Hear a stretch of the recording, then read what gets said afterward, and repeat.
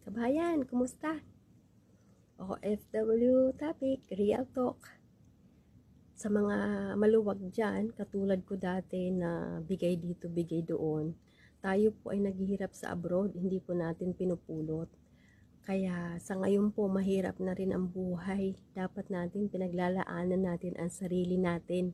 Dahil pagtanda natin, pag nag-retired tayo, wala po tayo ibang babalikan kundi ang ating bansang Pilipinas. Yung mga tinulungan natin, pina-abroad natin o binigyan natin ng mga pabor sa Pilipinas, wala yan. Isang araw, tampulan ka nila ng chismis, lalo na pag nawalan ka ng trabaho. Ako, nawalan ako ng trabaho. Wala naman tumulong sa akin dito eh. Wala naman nagnihay-nihay sa akin, kumusta.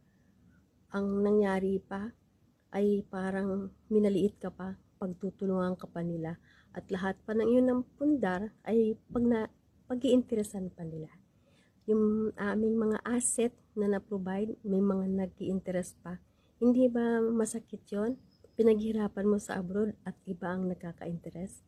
Kaya tayo mga kapatid na nasa abroad, pagsikapan natin makapag-ipon tayo. Kahit paano, kahit kukunti, savings ang importante. At kayo mga nasa Pilipinas na tumatanggap ng pera galing sa abroad, malasakitan nyo, mahalin nyo, at huwag nyong waldasin. Gamitin nyo sa tama.